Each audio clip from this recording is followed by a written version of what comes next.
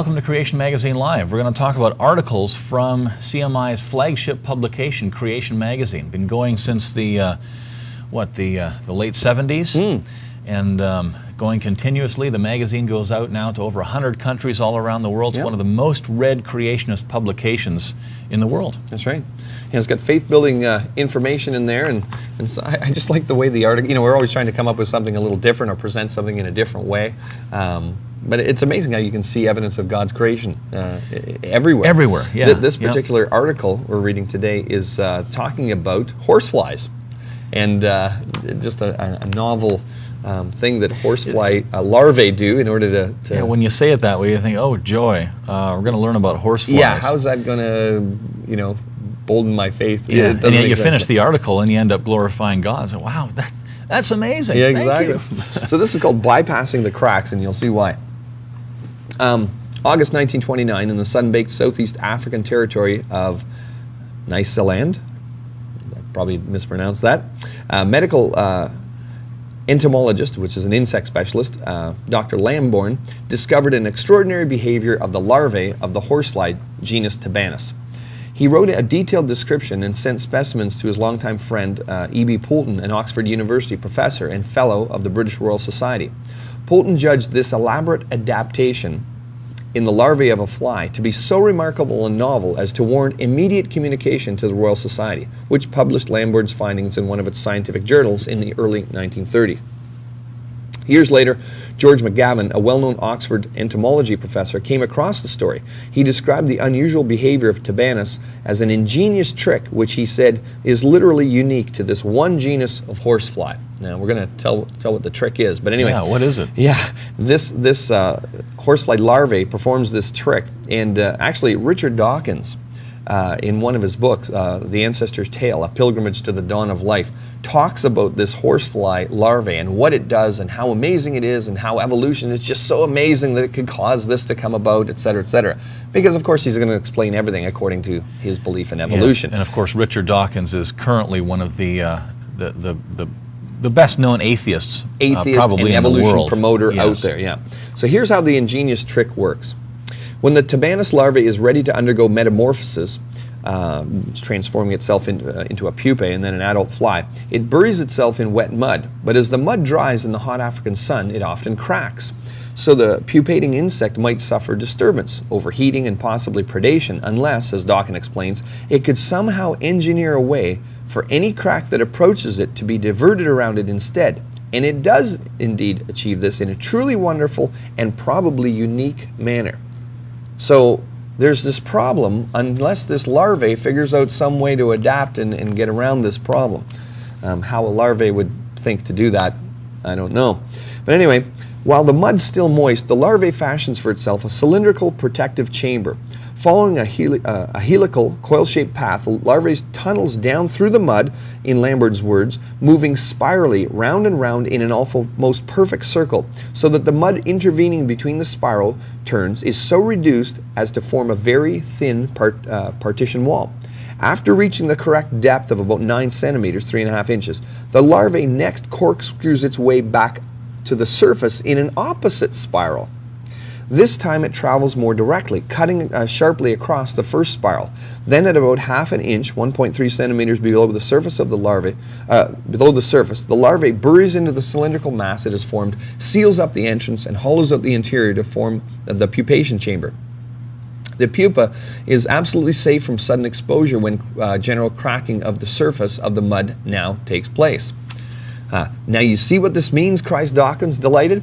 The larvae is encased in a cylinder of mud whose circular boundary has been weakened in advance by the preliminary spiral burrowing.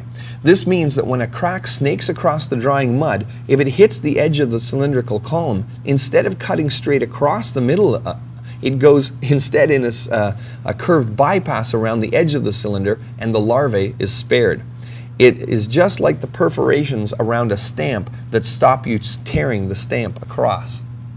So if this larvae didn't have this information, this instinct to, at a certain time in its life cycle, to go down, then go back up in the opposite direction, but make sure it makes these shearing lines, then and this is all in preparation in advance in case a crack happens.